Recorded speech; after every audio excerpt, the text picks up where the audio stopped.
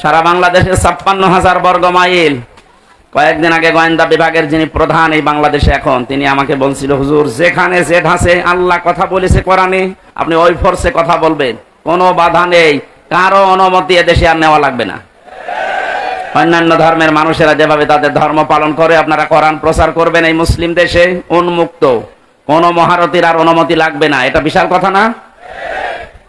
বলছে যদি কেউ বাধা দেয়, একটু টাচ দেবেন, এই নাম্বার সেভ করে রাখেন, ওর ঠ্যাং ভেঙে ফেলবো। আমি বললাম যে স্যার আপনি ছিলেন কোথায়?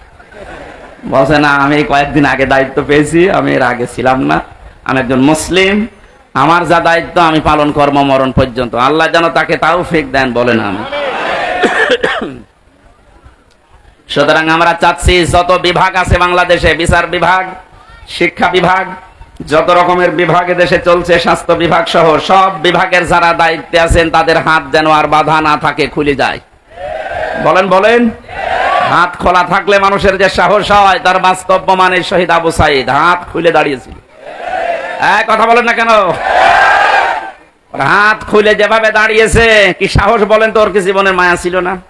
ছিল, ওর জীবনেরও মায়া ছিলাম। কয়েকদিন আগে গিয়েছিলাম আমার কবরে, ওর বাবা বলছিল ছোটবেলা থেকে এরকম প্রতিবাদী, এমনিতেই গরিব মানুষের ছেলে, কিন্তু অন্যায় দেখলেও সহ্য করতে পারে না, প্রতিবাদ জানাবে, সে পেছনে যা হয় হোক। যেহেতু হাত খোলা ছিল, দেখেছেন কি সাহস, নিজের জীবন পর্যন্ত বলেছে নে, বুকের ভেতর বলছে ঝড়, বুক পেতেছি গুলি কর, গুলিও করেছিল। যে মানুষগুলো গুলির সাথে সম্পৃক্ত, বলছে স্যার একটা মারি একটা মরে আর একটা যায় না, কি মানুষ আছে? এগুলো সব জানোয়ার। আর ভিডিও করে করে আবার দেখাচ্ছে। যারা এর সাথে সম্পৃক্ত, কাউকে যেন ছাড় দেওয়া না হয়। নিরপরাধ যারা একেবারে ছোটখাটো জালেম আছে, এদের অত কিছু করার দরকার নেই। না, ছোটখাটো জালেমেরা কি করবে? আগস্টের 5 তারিখের 1:30 পর্যন্ত সব একেবারে জান্নাতে ছিল। বিকাল 5টা বাজার পর পরে আমার বংশের, তো আমার কুষ্টিয়ায় বাড়ি, আমার বংশের 100 জনের 98 জন সব বঙ্গবন্ধুকে দ্বিতীয় নবী মনে করে, মানে এইরকম গোড়া আওয়ামী লীগ। আমারে বিকাল 5টায় বলছে, বাবাজি আমরা সব পাল্টিয়ে গেছি। পাল্টিয়ে গেছি মানে এখন আমরা সব জামাত ইসলামী। জামাত ইসলাম, তাও ভালো, পরিবর্তন হয়ে এত দ্রুত 4.5 ঘন্টার ভেতরে ইমান এনেছে, এখন সব পাল্টিয়ে গেছে। এই জন্য ছোটখাটো যে মানুষগুলো মাঝারি ধরনের জালেম ছিলেন, আর একেবারে ছোট জালেম, তারা দেখছে না আর কাজ হবে না, কারণ জালেমরা আর ঘুরতে পারবে না এদেশে। মানুষ এখন বড় সচেতন। যারা আসতে চাচ্ছেন, আমরা তো দেখতে পাচ্ছি দলে দলে মানুষ আসতেছে, এখনো তওবার দরজা খোলা আছে, এখনো এদেশে আপনাদের জন্য উন্মুক্ত আছে। ছোটখাটো জুলুম করেছিলেন, ফিরে আসেন, ওয়েলকাম জানাচ্ছি ইসলামে। কোথায় আসবেন? আউযু বিল্লাহি মিনাশ শাইতানির রাজীম। বিসমিল্লাহির রহমানির রহিম।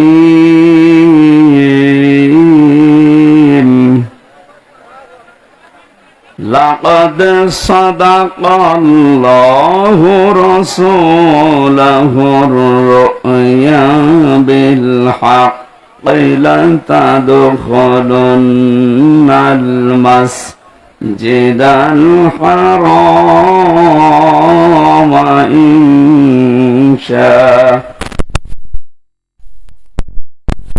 আমিনিন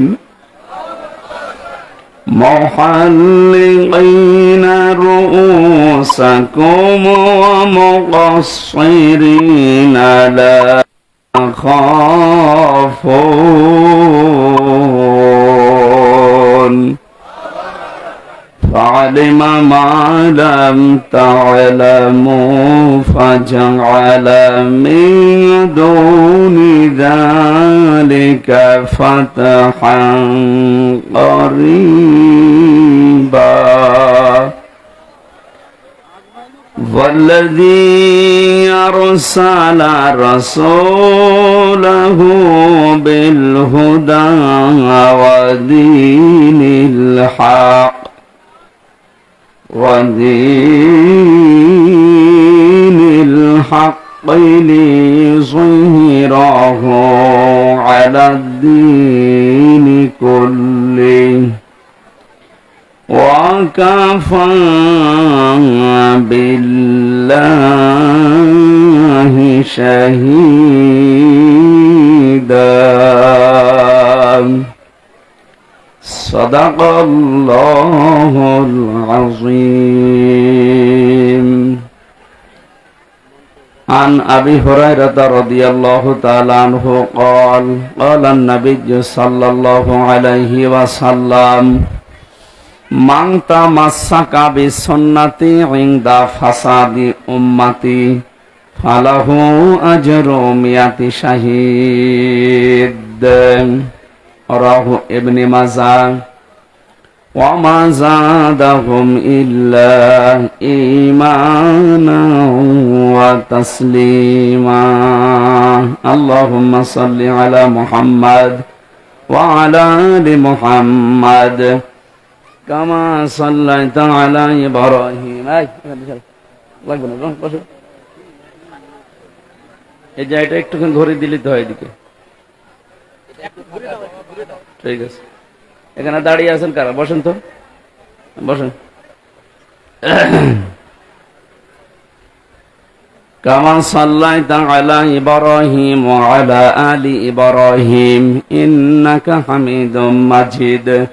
আল্লাহুম্মা বারিক আলা মুহাম্মাদ ওয়া আলা আলি মুহাম্মাদ كما باركت على إبراهيم وعلى آل إبراهيم إنك حميد مجيد. سبحانك لا علم لنا إلا ما علمتنا إنك أنت العليم الحكيم. الحمد لله. দিনাজপুর জেলার সিরির বন্দর থানার অন্তর্গত বেন্নাকুড়ি হরিহরপুর উচ্চ বিদ্যালয় ময়দানে দক্ষিণ নগর মেকারপাড়া জামে মসজিদের উন্নয়ন কল্পে তাফসীরুল কোরআন মাহফিলের স্বনামধন্য সভাপতি এন্ড ট্যুরিজম লিমিটেড ঢাকা সম্মানিত ব্যবস্থাপনা পরিচালক বড় ভাই আলহাজ মাওলানা জাহাঙ্গীর আলম, সহসভাপতি মাওলানা হায়দার আলী, প্রধান অতিথি অ্যাডিশনাল ডিরেক্টর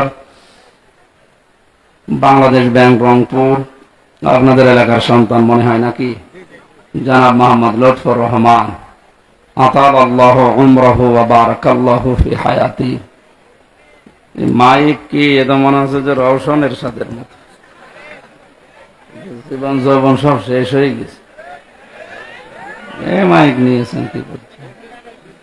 জেলা শহরের মাইক নিয়ে আসবে না, কি মাইক নিয়েছে?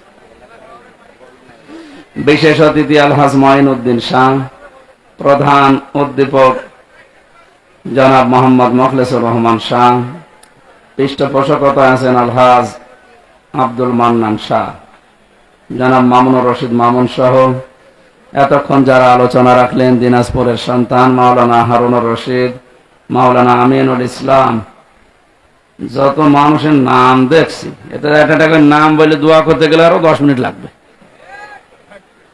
একবারে দোয়া করে দিলাম নাকি? হবে না? হবে। ওয়ারাফা'না লাকা যিকরাক, একেবারে কোরআনের আয়াত দিয়ে দোয়া করে দিল।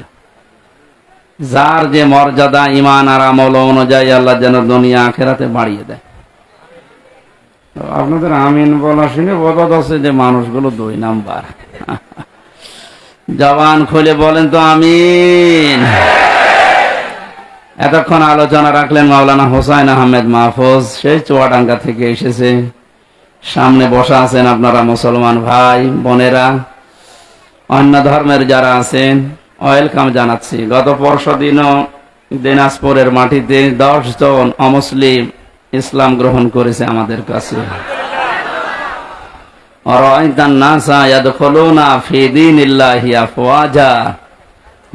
আপনি দেখতে পাবেন দলে দলে পালে পালে মানুষ ইসলামে প্রবেশ করছে। আমরা সেই দৃশ্য এখন শুরু করে দিয়েছি। আমার সারা বাংলাদেশে একই অবস্থা। কয়েকদিন আগে চুয়াডাঙ্গায় 2 জন স্বামী স্ত্রী এর আগে গাইবান্ধা একজন, এরপরে আবার এই 10 জন। যেভাবে মানুষ ইসলামে আসা, এগুলো তো অমুসলিম। মুসলমানদের ভেতরে যারা মাঝারি আর ছোট জালেম ছিল, বড় জালেম তো সব পালিয়েছে, মাঝারি আর ছোট জালেম যারা ছিল তারাও এখন দিশেহারা, এদিক ওদিক না পেয়ে তারা এখন দলে দলে পালে পালে ইসলামে আসতেছে। তার মানে বোঝা যাচ্ছে যে এতদিন ওরা আসল মুসলমান ছিল না, কারণ যারা জুলুম করে ওরা মুসলমান থাকে না। কথা বুঝতেছেন? যারা জালেম এরা আল্লাহর মামলার আসামি। আমাকে মামলা দিয়েছিল এই দেশের যিনি দায়িত্বে ছিলেন উনি, কিন্তু আল্লাহ মামলা দেবে ওনার বিরুদ্ধে, কারণ উনি জালেম গণহত্যাকারী হিসাবে তামাম দুনিয়ায় এখন স্বীকৃতি পেয়ে গেছে। তামাম দুনিয়ায় 228টা রাষ্ট্র, 57টা মাত্র মুসলমান রাষ্ট্র, বাকি সব তো ইহুদি খ্রিস্টান বৌদ্ধ হিন্দু। এগুলো দুনিয়ার সবাই এখন ঘোষণা দিচ্ছে যিনি পালিয়ে গেছে। গত 2 দিন আগে তার ছেলে স্ট্যাটাস দিয়েছে, আমার মা কুকুরের মতো পালিয়ে গেছে। কি সুন্দর স্ট্যাটাস দেখেছে, আমার মাকে দেশের মানুষ কুকুরের মতো তাড়িয়ে দিয়েছে। সুবহানাল্লাহ। সুতরাং যিনি পালিয়ে গেলে তিনি সহ যারা দোসর ছিল, জালেমদের বড় বড় দোসর গুলো, যারা সরাসরি গণহত্যার সাথে জড়িত, 1150 মানুষ হত্যা করেছে এই দেশে 5 তারিখের আগ পর্যন্ত। এখনো পর্যন্ত 2700-র উপরে হাসপাতালের বেডে কাতরাচ্ছে। যার ভেতরে ন্যূনতম মনুষ্যত্ব আছে সে কোনো দিন জালেমের পক্ষ নিতে পারে না। কারণ কেউ যদি জালেমের তোষামত করে তাকে আল্লাহ 2টা জিনিস থেকে বঞ্চিত করে দেয়। 1 নম্বরে সে মরণের সময় ঈমান পাবে না, 2 নম্বরে ওর জন্য নবীর সুপারিশ হারাম। এখনো পর্যন্ত যারা জালেমের সাফাই গাচ্ছেন, তোষামতি করছেন, তাকে সাহস যোগাচ্ছেন যে আপা ঘাবড়াবেন না, আপনি ঘাবড়ালে আমরা নরম হয়ে যাই, আপনি মানুষ আছে না, আর আপনি তো জানোয়ার হয়ে গেছেন। আপনার এই সমস্ত কথা শুনে পাগলামি করে বলছে যে না আমি পাশে আছি, চট করে ঢুকে পড়বো, আপনি আসেন, আপনি আসেন। মাথা খারাপ হয়ে গেলে মানুষ কি না বলে কি না করে। এক লোক ছেলেকে বলছে, এই দোলা ভাই দাঁড়াও। দোলা ভাই মানে একবারে বাড়িতে গিয়ে বলছে, মা আমি মারা যাব। মারা যাবে কেন? বাবা আমার দোলা ভাই দেখিস। ও ঠিক আছে, ও মেনসে বাড়ি আসো করে আমি দেখতেছি। সারাদিন পরে যখন বাড়িতে এসেছে ডাক দিয়ে বলছে, কি গো তোমার মাথা ঠিক আছে? তুমি নাকি ছেলেকে দোলা ভাই ডেকেছো? বলছে, আরে মা গরু হালার এরকম হয়, একটা গরু হারিয়ে গেছে। কি হারিয়েছে? একটা গরু হারিয়ে গেছে, তাই ছেলেকে দোলা ভাই বলে ফেলছে, স্ত্রীকে মা বলে ফেলছে। একটা রাজত্ব হারিয়ে গেলে মাথা ঠিক থাকে? এই জন্যই তো উল্টা পাল্টা বকতেছে। নাই তো যে লোকটার নামে 113টা মামলা, সব মার্ডার মামলা, গুমের মামলা, সে কোন সাহসে এই কথা মুখ দিয়ে বের করে যে আমি পাশে আছি, চট করে চলে আসবো? ওর মাথা খারাপ হয়ে যায়নি? আপনি কি জানেন কত মানুষের বুক খালি করেছেন আপনি? কত মানুষ আশায় আছে আপনার শুধু একটু চামড়া পাওয়ার জন্য। কত মানুষ মান্নত করে আছে, আল্লাহ তুমি একটু চামড়া দিও। সুতরাং যেহেতু রাজত্ব হারিয়ে গেছে, তো আজকের স্ট্যাটাস দিয়েছে জয় সাহেব, আমার মার মাথা খারাপ, ওনার কোনো বক্তব্য আপনারা কাউন্ট করবেন না। গরু হারালে মানুষ যদি বউকে মা বলে ফেলে, ছেলেকে দোলা ভাই বলে, রাজত্ব হারিয়ে গেলে অনেকে অনেক কিছু এখন বলবে। ও সমস্ত কথা আমরা কিছু মনে করব না ইনশাল্লাহ। কারণ এই মানুষগুলো এখন আর আমাদের টার্গেট নেই, এখন এরা টার্গেট হয়ে গেছে আল্লাহর। জালেমরা টার্গেট কার? এটা তো আমি বানালাম নাকি? সূরা শোরা 25 নাম্বার পারার 6 নাম্বার পৃষ্ঠার 13 নাম্বার লাইনের 42 নাম্বার আয়াতের প্রথম অংশে আছে, ইন্নামাস সাবিলু আলাল্লাযীনা ইয়াযলিমুনান নাস। আল্লাহ পাক বলেন, অবশ্যই আমি আল্লাহ নিজে মামলা দায়ের করব যারা মানুষ হয়ে মানুষের উপরে জুলুম করেছে। শব্দের দিকে খেয়াল করেন তো, যেহেতু আলেম আছে এখানে, আল্লাহ ইয়াজলিমুন কেন দিলেন? দুইটা শব্দ নিয়ে কালটা গঠিত, দুইটা কাল আছে এর ভেতরে, দুইটা সময় আছে, বর্তমান, ভবিষ্যৎ, প্রেজেন্ট, ফিউচার। আল্লাহ ইয়াজলিমুন আল মুসলিমুনা দিতে পারতেন, যে মুসলমানদের উপরে যারা জুলুম করেছে। আল্লাহ দিয়েছে ইয়াজলিমুন আন নাস। হিন্দু কি মানুষ না? কথা বলেন না কেন? খ্রিস্টান মানুষ না? এ পৃথিবীতে যে ধর্মের অনুসারী হোক না কেন, লোকটা তো মানুষ। মানুষ হয়ে যদি কেউ মানুষের উপরে জুলুম করে, ভবিষ্যতেও যারা করবে, এরা আল্লাহর মামলার আসামি। এতদিন যারা করেছেন, এই 15.5 বছর, আপনি আর কিছু না বিশ্বাস করেন, সূরা সূরার এই 42 নম্বর আয়াতের প্রথম অংশ 100% বিশ্বাস করতে পারেন, আপনি কিন্তু আল্লাহর কেসের আসামি। এটা একটা গরিব মানুষ, মাওলানা হারুন, দিনাজপুরে বাড়ি, এ যদি আমার বিরুদ্ধে মামলা দিত, আমি ওই সময় যে জায়গায় ছিলাম আকিস গ্রুপে, বাংলাদেশের ওরা 3-4 জনের ভেতরে একজন, কত টাকা লাগবে ওরে টাকা দিয়ে 2-3 দিনের ভেতরে আমি বের হয়ে চলে আসতাম। কি কথা বলে না কেন? পারতাম না?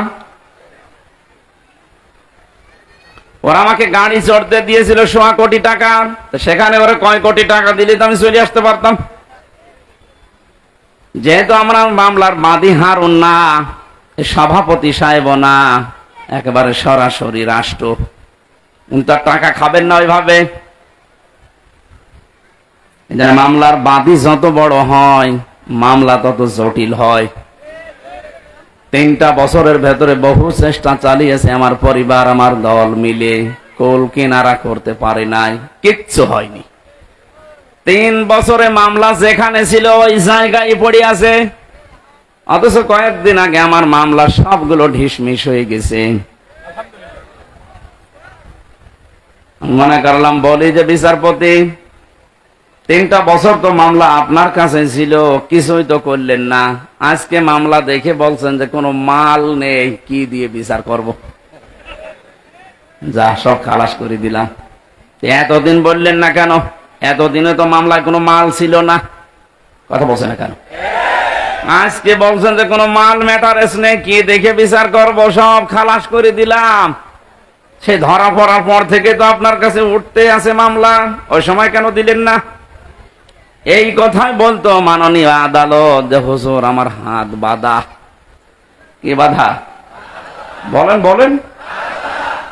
বাংলাদেশের 1628 জন মানুষ দায়িত্বে আছে, ছিল, এখনো আছে। একটা মাত্র হাত খোলা ছিল, বাকি 1627 জনের হাত বাঁধা ছিল। গত পরশুদিন আমি যশোরে ছিলাম, ওসি সাহেব এসে বলছে, হুজুর আমি আপনার সাথে খাবার খাবো। কেন? এতদিন পর্যন্ত আপনাকে আমি এখানে আসতে দেইনি, আমার কোনো দোষ না, আমার হাত বাঁধা ছিল। আজকে যেহেতু হাত খুলে গেছে, আমি মাপ চাইতে এসেছি, আর একটু খাবার খাবো আপনার সাথে। হাদিসে নাকি শুনেছি যে কিয়ামতে আল্লাহ জিজ্ঞাসা করবে কোন আলেমের সাথে একটু খাবার খেয়েছিলে। এখন মনে হচ্ছে, 15 বছরে মনে হয়নি। এরকম বহু হাত বাঁধা লোক ছিল, এখন সবার হাত খুলে গেছে। বৈষম্য বিরোধী ছাত্র আন্দোলনে যারা শহীদ হয়ে গেল, যারা নিজের জীবন পর্যন্ত দিয়ে, রংপুর বিভাগের যে ছেলেটা জীবন দিল, সারা দুনিয়ায় এখন বীর শহীদ নামে পরিচিত আবু সাইদ। এই বিভাগটাকে উজ্জ্বল করে দিয়ে গেছে। নাম যে ছিল, এই নামটাও আস্তে আস্তে মুছে যাচ্ছে, মফিজ আর থাকবে না। এরা এখন সবচাইতে ভালো, আমাদেরকে স্বাধীনভাবে কথা বলতে দেওয়ার জন্য যারা জীবন দিয়েছে, তার ভেতরে এই ছেলেটা 1 নাম্বার। সুবহানাল্লাহ বলতে পারেন না? আল্লাহ যেন শাহাদতের সর্বোচ্চ মাকাম রংপুরের আবু সাইদ শহীদকে দান করে, বলেন আমিন। সুতরাং সংস্কার করার জন্য ওনারা যে উদ্যোগ নিয়েছিল, 9টা দফা দিয়েছিল, তার ভেতরে প্রথম যে আমরা কারো হাত এভাবে বাধা রাখতে চাই না। শুধু একজনের হাত খোলা, যা মনে চাইতো তাই করতো, আর বাকি সব তো হাত বাঁধা। হাইকোর্টের বিচারপতি যদি বলে আমার কিছু করার নেই, হাত বাঁধা, তাও তো আমার মামলা না, একেবারে ঠুনকো মামলা। এইটা দেখে উনি বলছে না আমার কিছু করার নেই, তো তোর ওই চেয়ারে বসে থাকার দরকার কি, তুই ভ্যান চালা।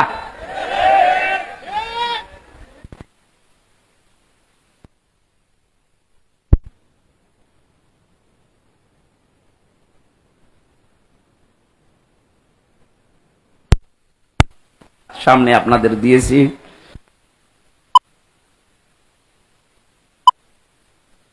ইনশাআল্লাহ। মনে করলাম যে এটা মনে হয় সিরাত মাহফিল, যেহেতু তাফসির মাহফিল লিখেছেন, আমরা তাফসির আকারে কথা বলবো, আল্লাহ যেন আমাদের তৌফিক দেন। জাহাঙ্গীর আলম ভাই বলছিলেন যে একটা স্বস্তি লাগছে, একটা আনন্দ লাগছে, আমাদের আসলে একটা আনন্দ লাগছে। কোন নিয়ামত পাওয়ার পরে যদি তিনটা বিষয় আপনার সামনে আসে, তাহলে আপনি মনে করবেন যে আপনি নিয়ামতের শুকরিয়া আদায় করেছেন। কয়টা? এটা একটা নিয়ামত না? এই যে মুক্ত ভাবে জীবনে কথা বলতে পারছি এখন, উনি বলছিলেন না যে এখন আর অনুমতি নেওয়া লাগবে না। হ্যাঁ, আসলেই তাই। সারা বাংলাদেশে 56,000 বর্গ মাইল। কয়েকদিন আগে গোয়েন্দা বিভাগের যিনি প্রধান এই বাংলাদেশে এখন, তিনি আমাকে বলছিল, হুজুর যেখানে জেড আছে আল্লাহ কথা বলেছে কোরআনে, আপনি ওই ফোর্সে কথা বলবেন, কোনো বাধা নেই, কারো অনুমতি এদেশে আর নেওয়া লাগবে না। অন্যান্য ধর্মের মানুষেরা যেভাবে তাদের ধর্ম পালন করে, আপনারা কোরআন প্রচার করবেন এই মুসলিম দেশে উন্মুক্ত, কোন মহারথীর আর অনুমতি লাগবে না। এটা বিশাল কথা না? বলছে যদি কেউ বাধা দেয় একটু টাচ দেবেন, এই নাম্বার সেভ করে রাখেন, ওর ঠ্যাং ভেঙে ফেলবো। আমি বললাম যে স্যার আপনি ছিলেন কোথায়? বলছে না আমি এই কয়েকদিন আগে দায়িত্ব পেয়েছি, আমি এর আগে ছিলাম না, আমি একজন মুসলিম, আমার যা দায়িত্ব আমি পালন করব মরণ পর্যন্ত। আল্লাহ যেন তাকে তৌফিক দেন, বলেন আমি। সুতরাং আমরা চাচ্ছি যত বিভাগ আছে বাংলাদেশে, বিচার বিভাগ, শিক্ষা বিভাগ, যত রকমের বিভাগ দেশে চলছে, স্বাস্থ্য বিভাগ সহ সব বিভাগের যারা দায়িত্বে আছেন তাদের হাত যেন আর বাধা না থাকে, খুলে যায়। বলেন বলেন। হাত খোলা থাকলে মানুষের যে সাহস হয়, তার বাস্তব প্রমাণে শহীদ আবু সাইদ হাত খুলে দাঁড়িয়েছিল। কথা বলেন না কেন? হাত খুলে যেভাবে দাঁড়িয়েছে, কি সাহস বলেন তো? ওর কি জীবনের মায়া ছিল না? ছিল, ওর জীবনেরও মায়া ছিলাম। কয়েকদিন আগে গিয়েছিলাম আমার কবরে, ওর বাবা বলছিল ছোটবেলা থেকে এরকম প্রতিবাদী, এমনিতেই গরিব মানুষের ছেলে, কিন্তু অন্যায় দেখলেও সহ্য করতে পারে না, প্রতিবাদ জানাবে, সে পেছনে যা হয় হোক। যেহেতু হাত খোলা ছিল, দেখেছেন কি সাহস, নিজের জীবন পর্যন্ত বলেছে নে, বুকের ভেতর বইছে ঝড়, বুক পেতেছি গুলি কর, গুলিও করেছিল। যে মানুষগুলো গুলির সাথে সম্পৃক্ত, বলছে স্যার একটা মারি একটা মরে আর একটা যায় না, কি মানুষ আছে? এগুলো সব জানোয়ার। আর ভিডিও করে করে আবার দেখাচ্ছে। যারা এর সাথে সম্পৃক্ত, কাউকে যেন ছাড় দেওয়া না হয়। নিরপরাধ যারা একেবারে ছোটখাটো জালেম আছে, এদের অত কিছু করার দরকার নেই। না, ছোটখাটো জালেমেরা কি করবে? আগস্টের 5 তারিখের 1টা পর্যন্ত সব একেবারে জান্নাতে ছিল। বিকাল 5টা বাজার পরে আমার বংশের, তো আমার কুষ্টিয়ায় বাড়ি, আমার বংশের 100 জনের 98 জন সব বঙ্গবন্ধুকে দ্বিতীয় নবী মনে করে, মানে এইরকম গোড়া আওয়ামী লীগ। আমারে বিকাল 5টায় বলছে, বাবাজি আমরা সব পাল্টিয়ে গেছি। পাল্টিয়ে গেছি মানে এখন আমরা সব জামাত ইসলামী। জামাত ইসলাম তাও ভালো, ওই যে পরিবর্তন হয়ে এত দ্রুত 4.5 ঘন্টার ভেতরে ইমান এনেছে, এখন সব পাল্টিয়ে গেছে। এই জন্য ছোটখাটো যে মানুষগুলো মাঝারি ধরনের জালেম ছিলেন, আর একেবারে ছোট জালেম, তারা দেখছে না আর কাজ হবে না, কারণ জালেমরা আর ঘুরতে পারবে না এদেশে। মানুষ এখন বড় সচেতন। যারা আসতে চাচ্ছেন, আমরা তো দেখতে পাচ্ছি দলে দলে মানুষ আসতেছে, এখনো তওবার দরজা খোলা আছে, এখনো এদেশে আপনাদের জন্য উন্মুক্ত আছে। ছোটখাটো জুলুম করেছিলেন, ফিরে আসেন, ওয়েলকাম জানাচ্ছি ইসলামে। কোথায় আসবেন বলেন তো? ইসলামে আসবেন।